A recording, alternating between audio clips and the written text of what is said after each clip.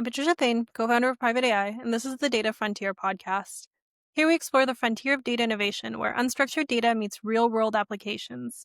Each episode brings together builders, engineers, data scientists, product leaders, and domain experts who are shaping the future of intelligence systems.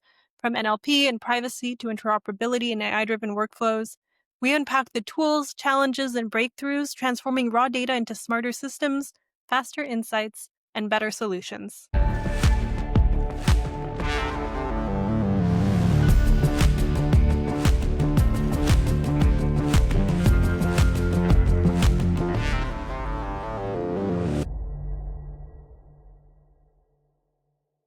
Jim, Eric, it's such a pleasure to have you both on today. Very excited for this conversation. Could we start with your introductions, please? Jim, take it away. Sure. Jim St. Clair. I've been in health IT, data security, data privacy, and digital identity for about 15 years collectively, 5 in the space that connects health IT as we know it with digital identity as we know it. And thrilled to be here with you today, Patricia. Excellent. My name is Eric Sutherland. I'm with the Organization for Economic Cooperation and Development, the OECD, where my role is at the intersection of all things to do with AI, data governance, and security, and all of their intersection with health.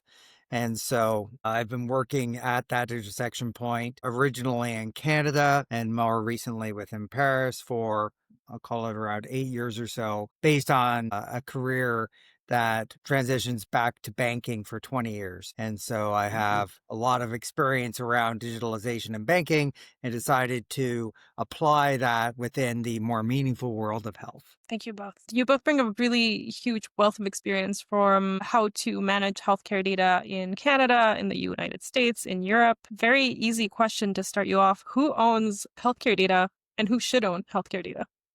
So I can say on my experience, certainly with the US as well as experience within Europe, that everyone else besides the patient owns healthcare data. And this literally comes down to the laws of the state in the US, the laws in each of the European states themselves. And then as far as who should own it, I think Eric and I are here to advocate for the fact that not only should patients own it, patients will probably be more required to own it by necessity going forward into the future. So I'll simply build on that. So I ironically, to this question, I am a Canadian by way of background, and a Supreme Court ruling in Canada, I think back in like 1997, ruled that the patient very clearly owns their data. So it's an unambiguous question in the Canadian context. Having said that, much as Jim said, having gone to Europe more recently with the OECD, the term ownership of data is one that is generally, we try to avoid in a European context because it carries with it a lot of baggage. And so I think really the question ends up being, well, what are the various rights that individuals should have around data? Both as an individual receiving care, do I have the right to access my data? I have the right to correct my data. I have the right to use my data. But similarly, health providers have a certain rights and obligations associated with their data as well. It's not as clear what the answer is, but what is clear is that there are very clear rights around data that frankly we are not particularly well exercising today.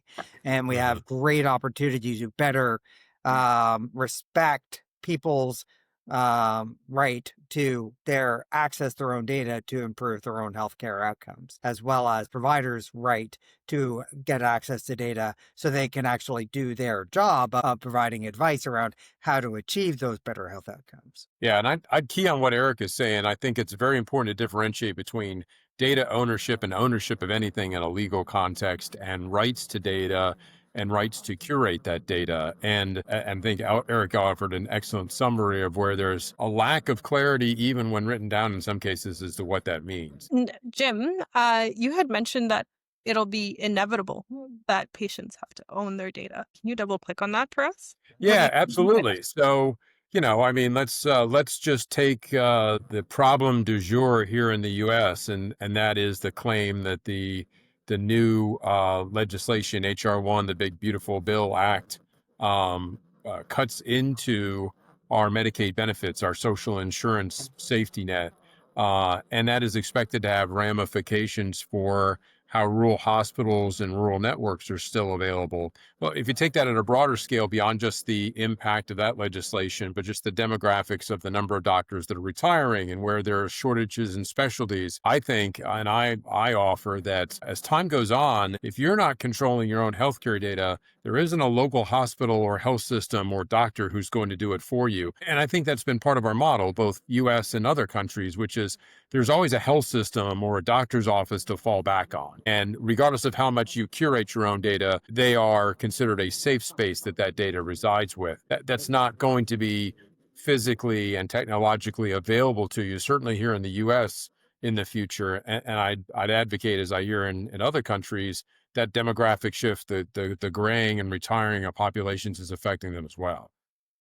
Yeah, so I'll build on that a bit because Um, while I did get the point that it's inevitable, I think it will rapidly become apparent as a moral imperative to Hmm. provide access to an individual's data because there is emerging evidence through some studies which are more anecdotal, but I think that the foundation is there to demonstrate that when patients have access to their own data, they achieve better health outcomes and cost less to the health system. So they are providing, having better health outcomes, longer life, better experience at lower cost by having access to their own data and information. And Hmm. so we need more evidence of that in order to really demonstrate that this is not a theoretical idea. This is actually something that is an economic driver to provide access to the information.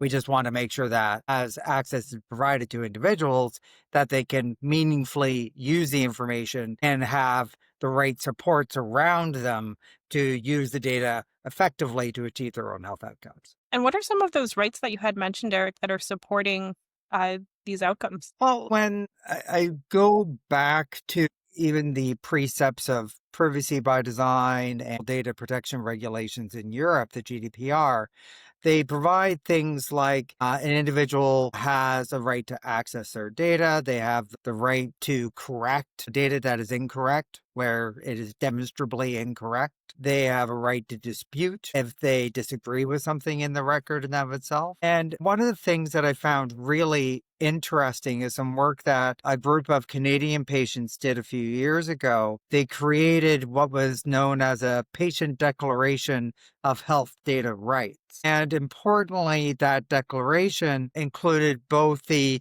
right to access, the right to change, et cetera, but also reflected on the obligation to share and to provide access. Because one of the very unique attributes of health data, which is, I believe, fairly unique as compared to most other data types, is that health data represents both an individual good and a collective good simultaneously. Hmm. So when we have good quality health data that is collected and aggregated and curated effectively, that same data can be used with appropriate controls in place to work out things about populations in order to determine issues of safety, issues of public and population health, to improve the overall health outcomes of the community while at the same time providing better health outcomes for individuals. And so those two things at the same time are really important. And as I said, this patient declaration of health data rights both recognize that the right to access data, but also the obligation from individuals to ensure their data are used to protect the population in of itself, otherwise known as the concept of data solidarity. That brings about a lot of complexity. What do you both think would be the ideal infrastructure to enable such a system? Ooh, AI for everybody. And I'm glad you actually went straight there because, and I'm sure that Eric has seen this referencing the digital identity community. There's a very strong international community that sees digital identity as a means of self-sovereignty. So their approach is, I want to remain anonymous under all circumstances. unless I explicitly share who I am or something about my identity and personal information. Coming as one of the few people from healthcare, I say, well, really, your right to privacy ends when you're unconscious in the ER. So, what is that balance between tools that enable how someone can manage their information and their sharing, but do so in a way that they're comfortable and understand the implications? In the US, we talk a lot about informed consent, which is the mechanism under HIPAA and healthcare where you provide consent based on your understanding of why they need to share your information or how your information is being used. And there's always been a gray area or a question mark about that. And as you move into more what Eric and I are talking about, you're talking about significantly granular consent. In other words, not just, hey, I'm going to sign a piece of paper and you can have access to everything in my record. I'll share this information at this time with this individual, which is very empowering, but also presents you with a complex, massively complex challenge oftentimes about, do I share now? Yes. Do I share later? No. Do I share this then? No. And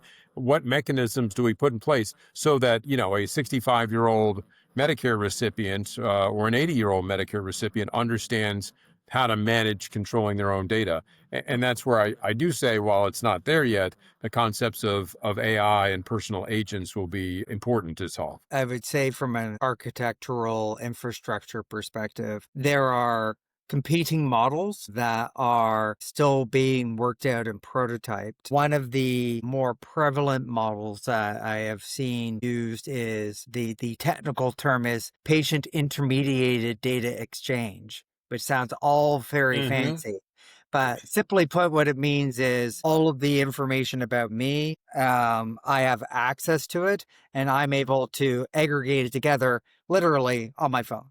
So my phone becomes my personal health record. And then within that, the applications have the ability to create a QR code where I can provide access to my record to people when and where they need them. So as the patient, I have the right to both have access to my fully integrated record, but also that same record can be seen by Dr. X, Nurse Y in Facility Z. So that way it's much more in my hands. Having said that, there are other models where the data are made available across a broad network. This is what they do, for example, in Estonia or Finland, where they have the so-called X road, where the data are not aggregated together in one place. Rather, all the data stays in place, but there is a central location that knows where all the data are.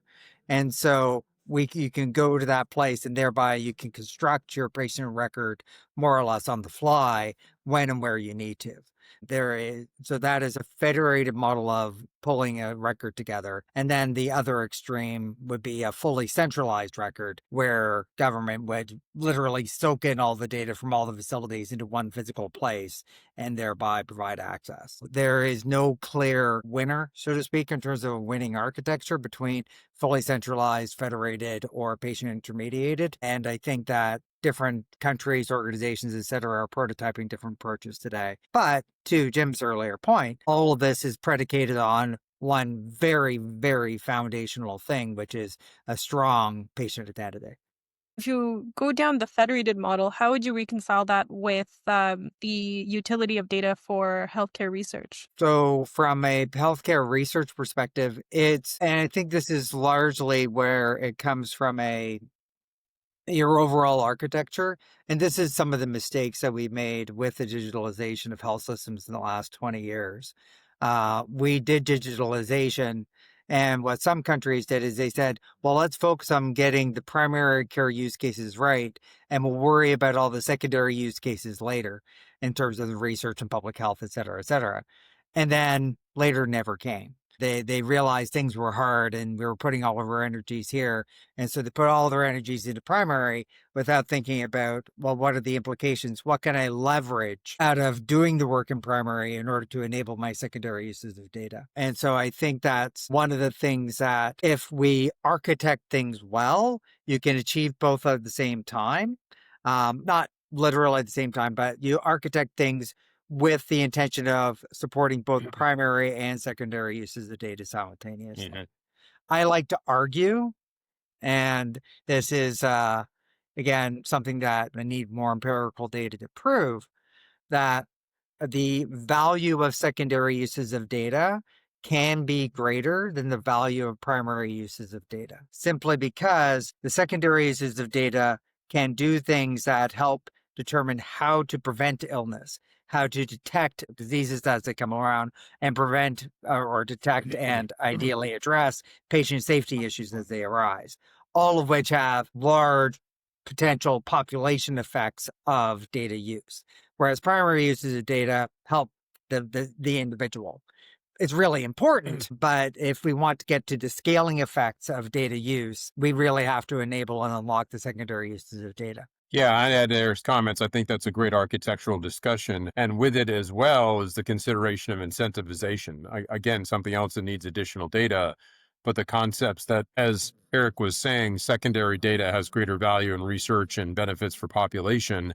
Okay, well, what is a potential incentivization or monetization structure to incentivize me to consent to share that data into these larger secondary utilizations? And if I can dare say, and are there some situations, and this is something to be determined in a meaningful conversation with the public, but are there situations where individuals do not have the right to opt out, where Yeah. consent is mandatory?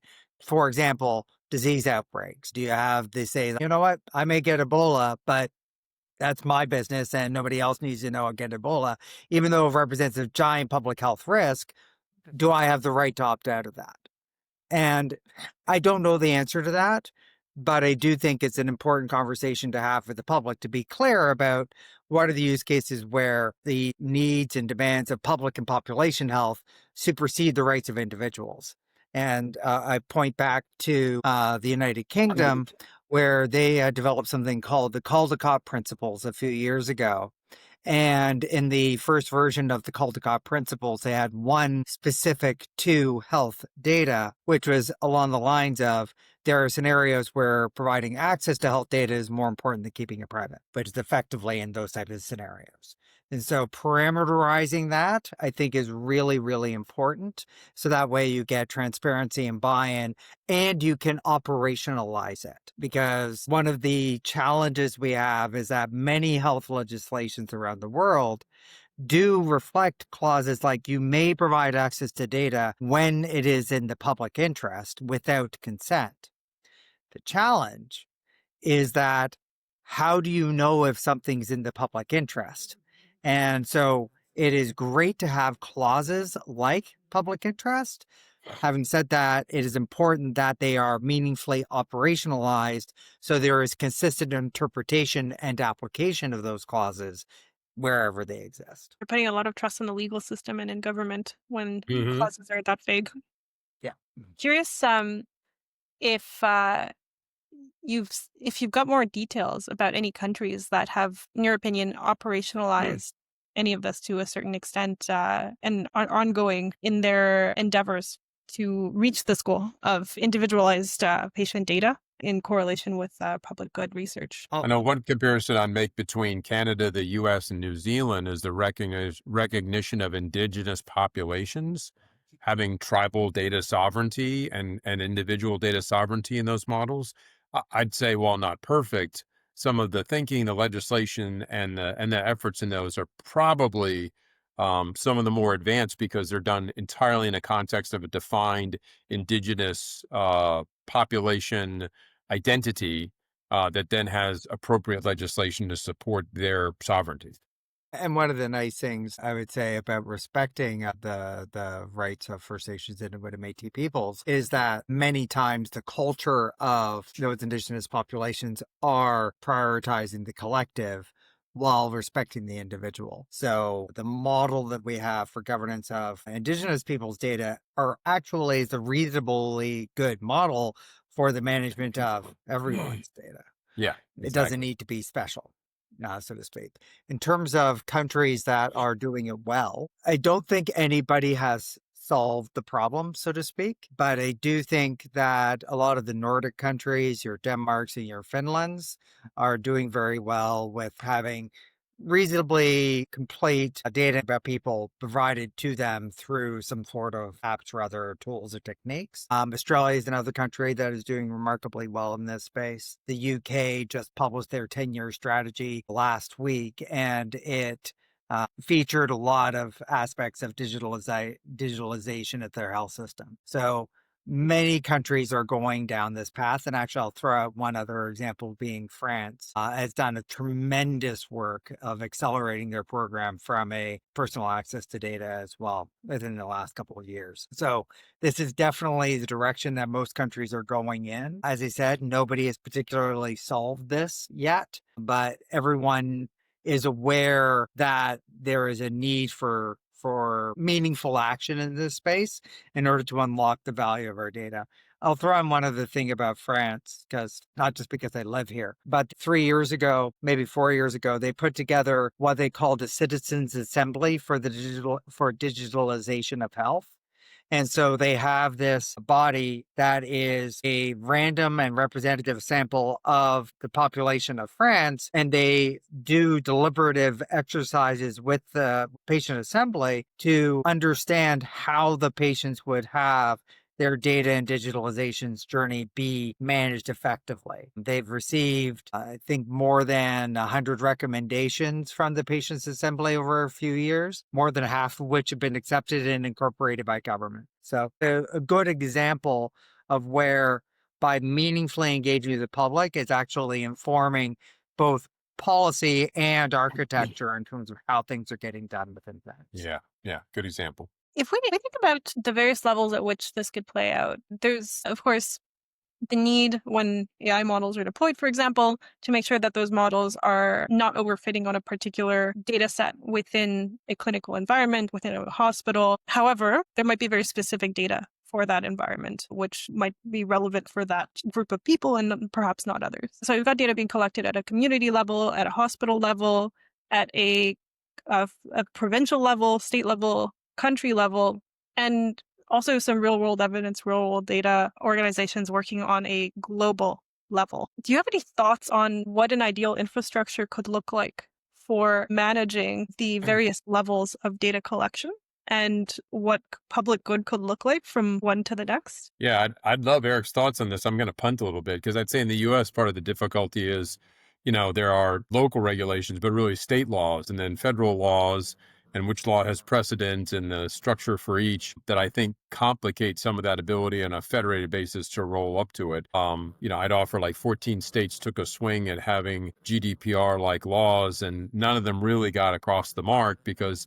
they all had individual disagreements as to the responsibilities for loss of data ownership or violations of consent models. And so, we still have some real framework challenges, I think. I would say from that perspective, like as a Canadian, my experience is you have the local health team that often, if you have a large enough province like Ontario, you have a region and then you have the province and then you have a country. So there are, as you said, Patricia, multiple levels. And across many, many countries that I observe, there are more countries that have that type of multi-tiered structure than have other models. Larger systems that have an easier line between regional or local activities and national activities are, ironically, countries like France or England, not the UK, where they have significant population base, but they don't have as much variation of administration or policy between. I think a big part of the challenges that policymakers are coming to the realization of now is the harms that come from not having a coherent approach to health data. I think that we're starting to realize the opportunity to learn from other industries and learn from other sectors. I'll give you the example of in banking, I could take money out of my bank machine in Bangkok, and it still comes out of my bank account in Toronto, even though I live in France. So the banks have worked out how to cooperate across private sector entities in order to achieve the outcomes that their customer bases want and expect. What we haven't done in health is worked out what is it that the patient expects from their health data and how to make that real. This is a big part of why I was pointing out the patient assembly in France, but also some of the work across other European countries, is that they have the imperative to get people the data that they need. The major activity that's happening within Europe right now is the onboarding of the European health data space. And the EHDS really has two distinct aspects to it. The one aspect of it is around primary use, and it's entirely about how to connect a European network to have data around an individual be complete and coherent and available for the purposes of primary care, be it by a provider or by the patient. And it is around secondary uses of data. How do we make sure that data are available for research, for public health, for health system improvement, and or for innovators with appropriate controls in place in an effective and efficient way across a European footprint? I do think that the path that they're on from the European health data space is excellent. I'm very much in support of the direction they're going. And I do envision a world where we'll have, for lack of a better term, a data space of data spaces, where there would be an American data space, a Southeast Asian data space, an Oceanic data space, in addition to European health data space, African data space, effectively one or more for each continent. And then those themselves would be connected, have similar enough architectural designs and enough compatibility that you'll be able to collaborate across the data spaces. And it's with that last word that I really want to hone in on. This is a challenge of compatibility. Everyone enjoys having their own, this is how we do things here. This is my little fiefdom. We are unique. We don't fit well with others. The challenge that we have is that when we start a conversation saying, well, we're unique and we don't fit well with others, it means that you're at risk of causing harm to people because you're not simplifying the ability for others to interact around the person. Right. You're holding people hostage effectively to their local jurisdiction, and that causes harm to people. So if we want to think about doing no harm, because it is a Hippocratic oath that we're trying to live in a health context, it is our duty to provide access to that data in a broader sense across different areas. Now, some would say that path to interoperability, that path to providing access involves harmonization. I've tried to avoid the use of the word harmonization because harmonization implies this is my policy and you will harmonize, as in change your policy to adapt to mine. And you know what? People fundamentally, as human beings, don't like being told what to do. And whereas the tone that I like to strike is, let's help make things compatible. You have full autonomy to do things your way within your own local jurisdiction. But as you're designing it within your local jurisdiction, if you do these things, then you're able to connect with your neighbors. And if you think of it, it becomes very much like those universal plugs. I don't care how you address things locally, but we will have an adapter that allows your activities to happen within your jurisdiction to be able to fit with the activities in my jurisdiction so we can collaborate together. Yeah, and the fascinating thing about the European health data spaces, which I've been watching closely too, is that in the US, we have tens, if not hundreds of billions of dollars spent into information networks and health information exchanges, and now TEFCA and individual access services. But the concept of a health data space for the individual is still very elusive. On the other hand, Europe, as Eric was mentioning, is now making that investment, or looking at where Germany can share with Austria, they share with Spain, doing it from the framework of the EHDS model and policy first. So it will be very interesting to see where the two organizations coincide. And of course, the EU has a very significant digital identity initiative that the US won't nationally come to terms with, I think, anytime soon. And the importance of that digital identity linkage to your records for provenance, for privacy, for security, is also something that I think will be fascinating in the next couple of years. What do you see standards bodies playing in these initiatives? So in the US, HL7 has been heavily involved in all sorts of aspects of standards for data standardization, for being able to exchange data, to enable for its use and its reuse. And I don't think that is going to change, nor should it change. I'm not sure as much on the EU side, other than, of course, some of the individual state initiatives and what the EU itself is doing at its standards body levels there. Yeah, so the world is very much harmonizing on the use of HL7 Fire for data exchange, but there are a number of other standards out there, like your SNOMED for data coding.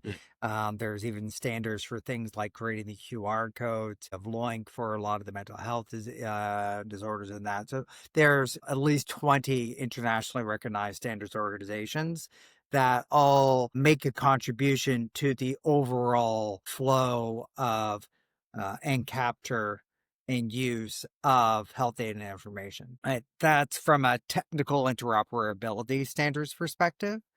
There's other layers of standards around your policy structures.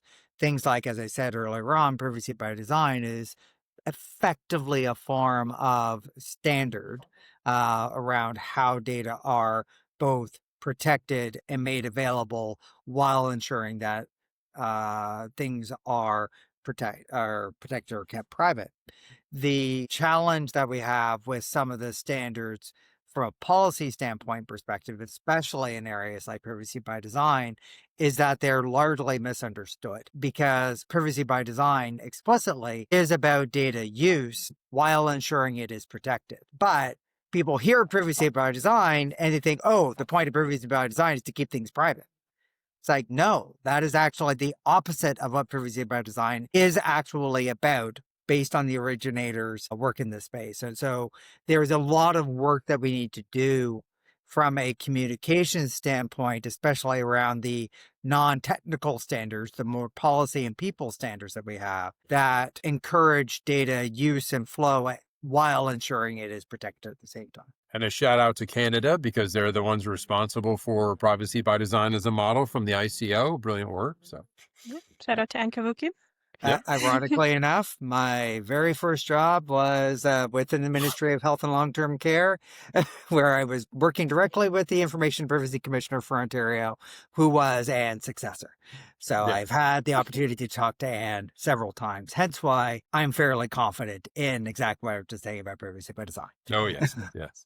Brilliant. So there's the standards issue, right, of making sure that everybody's abiding by the standards. There's the potential centralization of data or enabling of collection of decentralized data into a repository for healthcare data research. And then we've got the lower in the food chain issue of collecting the data in the first place. And there's a lot of technology out there starting to become available for scribe work, still more EHR systems that are being integrated into a variety of hospital networks and so on. But as you pointed out, Jim, some of those hospitals are closing up, and then that data, who knows who ends up getting to keep it. How do you think that newer technology that's enabling that doctor to patient interaction globally, even in countries where the data collection it might not be non-existent, how do you think that these technologies can play nicely into that global ecosystem? I'd say offhand here in the US, the first thing is just consumer applications that are available. The growth of consumer apps, several which are very good and several which are coming up, that either allow you to manage your data for specific use cases, like around a specific chronic disease or general wellness, or to just give you a general perspective on your overall data and long-term trends and a longitudinal record. I think it's going to be, at least for us, the commercial market that provides some respite in that aspect. Yeah, so a couple of reflections. 2 years ago, where I was looking at what work is happening around AI in health, pretty much everybody was focused on how we use AI in order to help our radiological imaging. I think something like 70 or 80% of the approved AI applications by the FDA in the US were all related to radiology. And there has been a significant shift of focus within the last year. The growth and the use of AI scribes Uh-huh. has gone up at least a factor of 6. I saw one chart that was saying we went from literally 1,000 to 7,000 deployments within the span of a year. So it is absolutely commonplace now that people are using these new tools and technologies in order to improve workflow, improve the quality of life of health providers. And the way I like to think of it is what they're investing in is how to provide a small amount of benefit within every appointment for every person every time. And so while you're providing benefit of, 1 to 2 minutes, you're also providing better quality information, both for that visit and for future visits. Yeah. And you're doing so in a way where you're actually reducing the workload for the health provider so they can actually see the patient more frequently.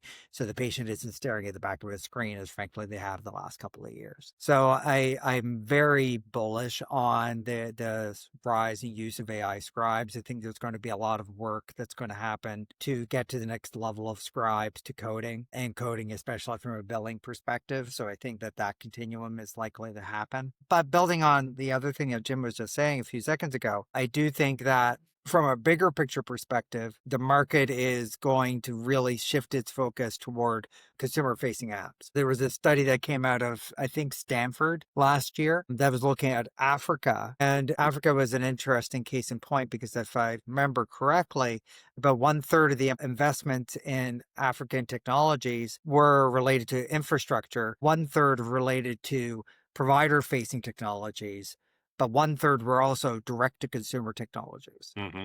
And so there is realization that there is massive demand in an African context, at least, for direct to consumer. Let's help provide and empower the consumer to achieve their better health outcomes. And I would find it hard to believe that that is not true in many, many other parts of the world at the same time. Yeah, it creates a good opportunity to leapfrog in some respects. And of course, back to the demographics we were talking about, obviously Africa in general, sub-Saharan Africa in particular, are facing very much these acute challenges, now exacerbated by lack of aid in some cases, to have those resources available. So if digital infrastructures aren't supplanted, then there won't be anything at all. And, I'm sure Eric has seen this. I know you've probably seen it too, Patricia. There's the constant argument about AI versus docs and AI replacing docs. And the arguments I have brought forth, conveyed to me by other friends who are doctors, is, well, what's good enough? Are we looking for an AI to replace a board certified specialist or a third-year resident who's been up for the last 24 hours and is trying to diagnose you and come up with a cure? There has to be someplace in the middle, and I think there's a tremendous amount of triage and general care that falls in that gap that could be considered. Yeah, so two anecdotes around that. One, there was an application of AI that was done in hospital in the Greater Toronto area, which was how to manage the triage within acute care units. By triaging which patients to see when and for what conditions, they were able to reduce mortality within the ICU units by some 10 to 20%. So better triage saves lives. Better Hmm. triage can be informed by better use of tools and technologies that we have. And that ties to the other example, which is when we're talking about the use of AI systems, we have to remember that we're not trying to compare AI to God. We're trying to compare AI to good health providers. Good enough is good enough. We published a report back in March that talked about how our estimates are 15% of healthcare encounters result in an error of some shape or form. And that those diagnostic errors account for around 17.5% of health systems expense. So we're spending a lot of money simply because the diagnoses are wrong, because they're ordering excess tests, they're ordering their wrong medications, wrong treatment plans, or there's delay in diagnoses. And the way I like to think of it is, well, why do you have diagnostic error? Well, because the right information wasn't available to the right person at the right place at the right time. What's good at that is using these digital tools and technologies like AI in order to do that. So if we meaningfully work on trying to reduce things like diagnostic errors, will actually have this massive potential better health outcomes at a lower cost at a population scale. Yeah. It does not mean that we need to get rid of doctors. Frankly, we have enough of a health workforce problem that we do not want to get rid of any of them. We can't afford to get rid of any of them. But what we can do is make them a little bit more effective and a little bit more efficient and have a little bit better quality of life. And Yeah. thereby they'll actually stay health providers for longer, which ultimately helps out everyone. Yeah, and have the flexibility to empower other tiers of health professionals. So when a doctor's not available, there's a nurse practitioner Yeah. or a physician assistant or something that now has a suite of tools to leverage that didn't have before to improve overall outcomes for them as well. And this particularly ties into some of the things you were talking about before, Jim, around the remote and rural settings, because you Hmm. can have personal support workers, personal health workers in a local setting that they go visit a person physically, but then they interact with a health provider through telemedicine services or other technological services. So that way the person still receives excellent care with the person physically there while getting the expertise they need remotely or through other channels. If I'm not mistaken, the NHS has recently classified AI scribes as medical devices. And also recently, Wobot, a mental health chatbot company in the US, had declared that they would start working on other projects than the one that they were currently working on because it was too difficult to get FDA approval for their chatbot. What role do you think that these classifications play in ensuring the safety of AI deployed in the field? And do you think that it's the right move? That's a hot topic. Yeah. And a separate discussion on AI scribes alone, or the fact that the FDA hasn't taken well, I guess I describe as a uniform regulatory approach to it, and whether or not there is consensus that they need to. The FDA never necessarily took a regulatory role directly in meaningful use around EHRs, except for certain kind of edge cases and use cases. So do we now build on to process automation and automated workflows that kind of sort of more represent the doc and human thinking and now kind of sort of need more FDA involvement? I think there's still lack of agreement across the board on it. Things being designated as a medical device, I think that people are afraid of the term without understanding what the implications of it are. Because Yeah. not all medical devices have the same type of risk categorization associated with it. And within that risk categorization, not all of them have the same requirements that they need to meet in order to actually be approved as medical device or approved for use in the field. So I think that um, rather than raise the oh Lord, there's going to be so much administration and overhead I have to come up with because I've now been classified in this bucket. I think it's really going to the other direction to say, well, our imperative is to do no harm. If you're in health because in it to make money and you don't really care about whether or not you do harm or not, get out of health. I don't want you Yeah. here. And so realistically, our job is to do no harm. The reason why we have these regulations in place is to minimize the likelihood of harm while optimizing the possible and beneficial health outcomes. That is the purpose of these types of regulations. These are the purposes of these guardrails that we have in place. And so I think approaching those with that mental model, saying, I'm doing this because it is the right thing to do for the person who is going to ultimately receive benefit of the application that I'm creating. It is going to be beneficial for the individual and economically for you as an organization. And if I can dare say, once you have an approval as a medical device, your ability to scale and thereby market and sell your medical device across multiple organizations within your country and to take that and be able to scale it to other countries is a heck of a lot easier. The credibility of having from a European sense, a CE mark is absolutely essential from a overall marketing perspective. One of these myths that we need to break is that the administration of achieving these objectives are so onerous that I don't even want to learn about it. We do need to simplify, make it easier for people to understand what they have to do, and simplify the process of them going through the steps of doing it. But the fact you are actually getting a formally approved as a medical device is not in and of itself a bad thing. It is a great thing. We just have to make sure that we streamline the administrative processes associated with that. Yeah. I'd say it's very similar to de-identification rules like in HIPAA Safe Harbor and HIPAA Expert Determination. Being able to say, I did the right thing for this data so that I could share this data with other organizations or within my organization. That makes such a huge difference in terms of trust and in terms of knowing that you're doing the right thing with your data. Uh, and That's a great point, Eric, of it actually being really good for marketing for the organizations who do manage to get to it. But if we look at it from a what it takes to become a medical device, you do need to go through the validation, Yeah. right? And validation needs data. Yeah. And so that limits what kind of technologies can really become medical devices with the current data infrastructure that we have, right?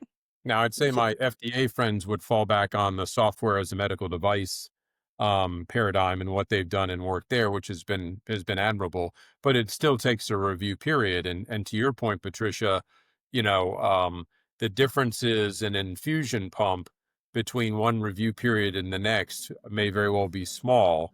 Their function, their physical arrangement, their configuration really aren't going to change that much. An AI scribe now versus one that you would have looked at, say, this time last year versus what's going to be able next year, could be orders of magnitude different and can't be constrained about that length of time involved with approval.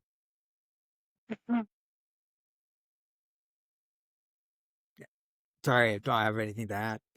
Yeah, I left you speechless. I understand. Yeah, I know, it's all good. That's it. That's really. We're near the end. Do you have any final comments that you'd want to share with the audience? More excited now by the turbulence than ever before. I think that and I think Eric mentioned this, the post-pandemic world has really shaken things up, obviously for the worse and for the better in certain cases, but just plain moved thinking around telehealth, thinking around electronic records, thinking around sharing data in ways that really hadn't been done before. And it seems like there's more momentum to do that, which is heartening. I think that we're at a point where we are only constrained by our lack of imagination in terms of Hmm. what we can possibly do.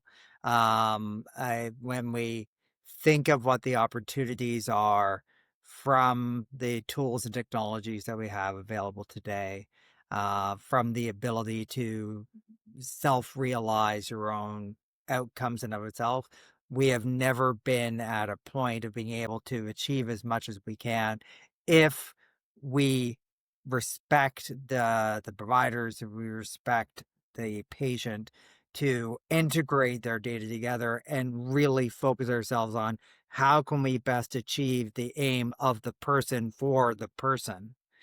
And so we need, my biggest call to action is, in order to achieve that vision, requires a drastic change of mindset of where we're at with many of our health systems today.